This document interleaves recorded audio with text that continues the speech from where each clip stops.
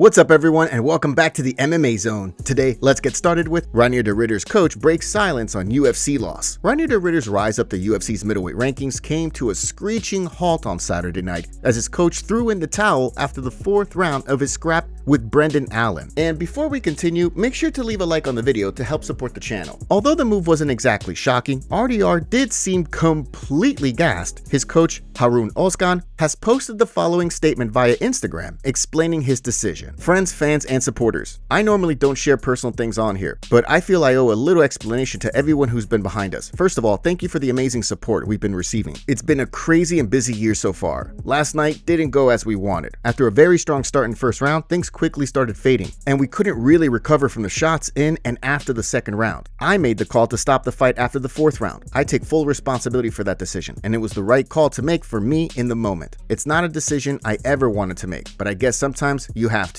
My job is to coach, but also to look out for my fighter's health.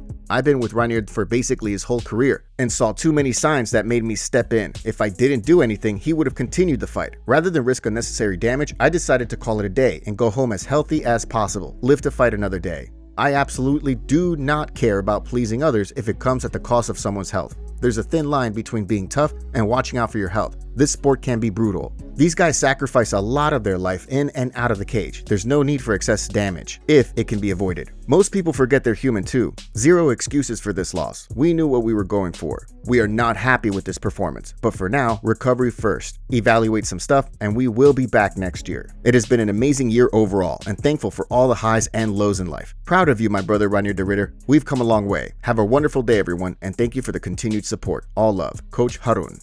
Javier Mendez reveals Ilia Topuria's biggest weakness. During a recent sit-down with No Time, Javier Mendez revealed what he believes is Ilia Topuria's biggest weakness. Ilia Topuria, I would say with him, stay out of boxing range, 1,000,000%. Stay out of boxing range. He's got the best boxing in the business in MMA. He's got it so much that he even thinks he can beat Crawford. so that's how confident he is in his boxing. His boxing's good. His boxing is real good. So he's got the best boxing in the MMA. You need to work your kicks, angles with him, knees.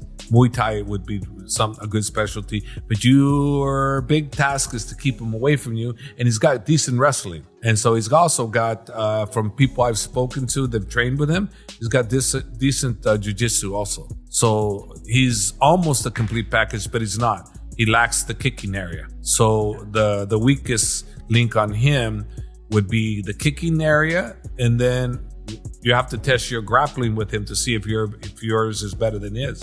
We've yet to see how great it is. It's not great, but we've yet to see how good it really is. Islam Makhachev has multiple game plans for JDM. The consensus heading into UFC 322 is that Islam Makhachev will be hunting hard for takedowns when he battles Jack Della Maddalena. But recent comments from his teammate Umar Nurmagomedov may have some folks rethinking that. Due to Della Maddalena's nasty striking and reach advantage he'll have over Islam, the matchup has widely been viewed as a striker versus grappler bout. After all, Makhachev's wrestling and top game have ruined multiple opponents at this point. But while talking to MMA Junkie recently, Umar Nurmagomedov reported that Islam has multiple game plans ready for UFC 322. Islam is in amazing shape. This guy is a very smart fighter. I'm his friend, and he just doesn't have one plan for the fight. He has plan A, B, C, and all alphabet. He has everything. If something he couldn't do, he can try other one. If other one is not good, he goes to the next one. He's amazing. He's an amazing fighter, and he's an amazing friend, and he will take this belt. I think he deserves. It's certainly worth noting that Makhachev is far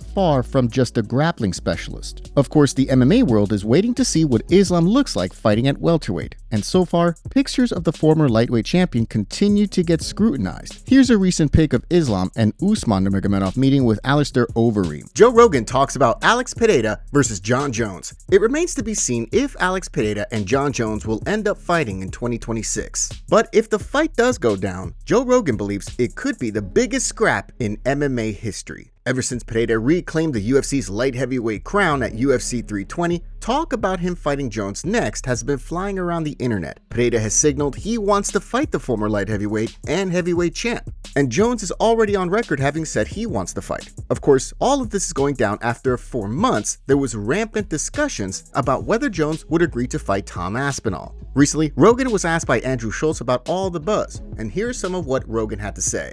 If John really thinks he's going to fight Alex Pereira, he's getting ready. Yeah. He's at least getting ready in his mind. Would it be Alex, or you think it would be Alex. really? Yeah, So the Tom ship has sailed. No, it hasn't sailed, but the big money fight is Alex At and the White John House, Jones at the White House. Yeah. Are you kidding me? Yeah. Catch weight. Make Yeah. it 225 fight. You don't have to be for a title. Make it the bad mother upper edition. The John Jones Alex Pereira fight will probably be the biggest fight in human history. I mean, that in at MMA, the White House? In MMA, but as a matchup, you got the greatest of all time in John Jones, and arguably the most destructive striker that's ever competed. Yeah. No one's like that guy. Peloton? Now, it is worth noting that Dana White has previously said there's next to no chance of Jones fighting on the White House card, but that hasn't muzzled all the talk, obviously. At UFC 320, Pereira quickly avenged his decision loss to Magomed Ankalaev earlier this year, and in doing so, he made Ankalaev's championship reign a brief one. Recently, Fedor Emelianenko was asked by Usha Taika if he sees Ankalaev climbing back to the top, and here's what the legend had to say. Everything is still ahead of him, he just needs to make the right conclusions. Well, now it's going to be harder for him to become the champion again. He's already the champion, he was the champion. I think Magomed just has to draw conclusions. I believe he can do it again. He's very gifted, and on top of that, he's not a loudmouth. He's a hard worker and a very cultured individual. Tom Aspinall wants to be an active champion. It's been well over a year now since Tom Aspinall last fought, and as his next fight nears, it sounds like the heavyweight champ wants a quick turnaround fight. Aspinall is preparing to face Ciryl Gane in the headliner of UFC 321, which is going down on October 25th in Abu Dhabi. The fight will mark the first time Aspinall has fought since July 2024, when he quickly bombed out Curtis Blades. It'll also be Aspinall's first as the undisputed champion, after Jones finally vacated the heavyweight belt via what would ultimately be a very, very brief retirement. Well, recently, the UFC shared the following video featuring Aspinall, in which he made it clear he wants to be throwing hands moving forward, frequently. I've always been in the gym, but it's nice to have a goal, to have an opponent. I just want to be the champion who fights often, regularly, and fights the best guys. I don't want to be one of those guys who take big breaks in between, because that's what happened. Nothing to do with me. I'm ready to put a stop to that. Be active, be an active champion, be a defending champion, and fight the best guys. And while talking about Gane specifically, Aspinall said this: he's the one contender, and that's what a champion should do. Fight the number one contenders. I'm the champion. He's the next best guy. Let's fight and find out who the best guy is. That's the way it's supposed to be. Ciryl's a really good opponent. He's really unique with his style. I've never fought anyone like him before. That being said, he's never fought anyone like me before. Sean O'Malley reacts to UFC fighter callout. It didn't take Sean O'Malley long to respond to Ayman Zahabi's callout at UFC Vancouver, and while some saw the reaction as a dismissal, Zahabi thinks otherwise. Zahabi proceeded to call for a fight with O'Malley moments after it was announced he had defeated Chito Vera by split decision. Not too long after Zahabi's callout, this video clip was posted on O'Malley's X account.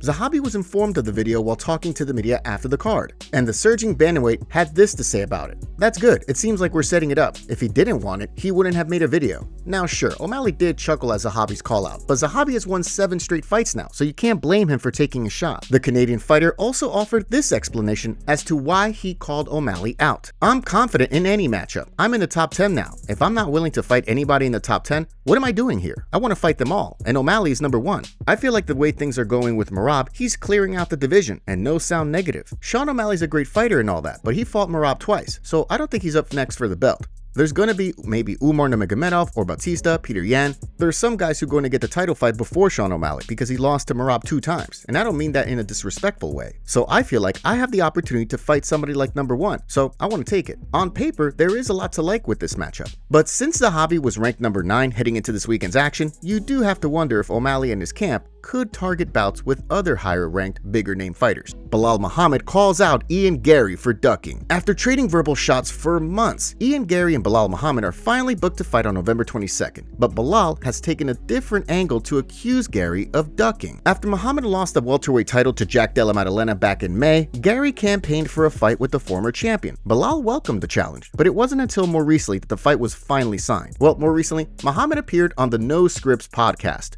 According to the former champion, Garry agreed to fight him at the Qatar card so that he wouldn't have to face him in a 5-round fight. This should be a 5-round fight, and Yep. what happened? Why with is that it whole 3 rounds? The situation? coward, as I said, coward Ian. He's afraid to go 5 rounds. He saw what happened with his last fight with Pratas, and he knows 5 rounds with me is going to be So death why for does him. he get to make that decision and you don't? Because he's not willing to take the fight. So for myself, it was like you either sit on the sidelines Or you take 3. There's nobody else. You take 3. So my mindset is I'm going to break him. I'm going to finish him. I'm just going to start faster and he's going to fold. Good. Dude, there's nothing else. But for him to talk about, I want to be a champion, I want to be this, and you're afraid to go a 5-round fight, just take that out of your mindset. Take that out of your vocabulary. The November 22nd card will go down 1 week after Islam Makhachev challenges De La Maddalena for his welterweight title at UFC 322. Belal was also asked for his prediction for the fight, and he reported this. I think Islam can finish JDM on the ground. We saw with DDP, if you've never felt one of those Dagestani-style wrestlers, you don't want it to be your first time in the cage feeling it. Islam and they have a different type of grappling. Even in our fight, JDM makes mistakes on the ground. Mike Malott addresses controversial moment during UFC fight. Mike Malott recorded likely the biggest win of his career to date at UFC Vancouver. But following the event, all the MMA world is discussing are the low blows Kevin Holland took in the fight. Based on comments Malott made afterward, it sounds like he understands why. If you saw the fight, you know that after it was stopped for a second time in the opening round due to a called low blow, it looked like Holland may not continue. Holland took the full 5 minutes before opting to continue, and the break between rounds was even longer than normal, as discussion continued about whether he could even keep fighting. During the second break, Malott signaled that the second knee had hit Holland above the groin, while fans rained down boos as replays were shown. But while talking to the media afterward, Malott acknowledged that Holland likely did take some damage to the most sensitive of areas. Maybe I'm crazy, but my knee hit him in the hip, right above the belt line. He's just so tall. The dude is all limbs. His hips are so high. It's hard to get that knee up. I'm sure my shin did hit him in the groin. I bet it hurt. I don't think he was being dramatic. I'm sure it was bugging him. But yeah, a bit of an odd one. But that happened. You can't control it, and there are 10 straight minutes. So we have to get into it, reset, and focus. Clearly, there were some fans and observers not in attendance at Rogers Arena who also questioned whether Holland had in fact been brutalized by a foul. Here were some of Holland's posts on X after the loss. No doubt about it, we suck. No doubt we suck. Never bet on me again, and I need a head massage. Man, what y'all talking about? Bro kicked the STD into my nuts hurt. Foul or not, officially, Malott is now riding a 3-fight winning streak, and he's 4-1 in his last 5 fights. Holland, meanwhile, is 2-3 in his last 5 contests. MMA community demands changes to the UFC. The MMA community demanded changes to the UFC rules, with some fans calling out not only the weight cutting and rehydration, but also grounded strikes, point deductions for illegal strikes, and more. Here are some of the things that the MMA community is demanding the UFC changes. All fights are 5 rounds. Rounds 4 and 5 are worth double points. Not necessarily a rule change, but put weigh-ins during walkouts. That way nobody would cut weight. Allow knees and kicks to grounded opponents. Imagine Charles with up kicks or Merab with grounded knees. Scrap the 10-point must system. Score the full fight. Biggest problem with judging is the scoring, in my opinion. Automatic point deduction for a foul. First warning is in the locker room. Allow soccer kicks, knees to grounded opponent. Mat returns scored separately from takedowns. No rounds, just 15 minutes or 25 minutes of pure fighting. All hard fouls get an immediate point, and judges explain their scorecards. A fighter who misses weight should start the fight with a point deduction. Fighters should not lose a fight due to the injury. It's a nonsense it stays as a loss in their record. It should be no contest. Tom beat Blades after losing him by injury. Ortega beat Javier. There are a lot of others that has not gotten rematch, but losses stay on their record.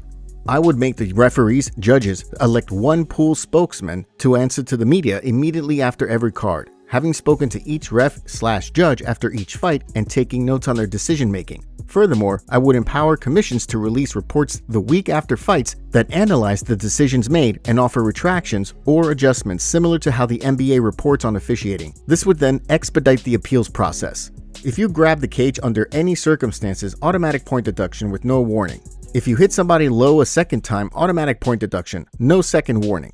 Any strike thrown with fingers extended that pokes the eye, automatic point deduction with no warning. Reset positions. Positions should include out in space, clinch on fence, or full guard center of the ring. Fighter's choice. People talk about taking points for fouls all the time, but that's hard to do because that punishment isn't equal to 99% of infractions. That's one of the areas where I feel for officials. The scoring system in MMA isn't perfect. If a guy gets poked in the eye accidentally, which happens several times per event, should he really lose the round because of it? Conversely, if a guy grabs the fence to defend a crucial takedown, how can he not lose the round? Allowing fighters to reset positions on their terms keeps the scoring in check and gives power to the athletes who are not breaking the rules. Do you agree with these rule changes? If you had one rule to change, what would it be? Let us know in the comments below.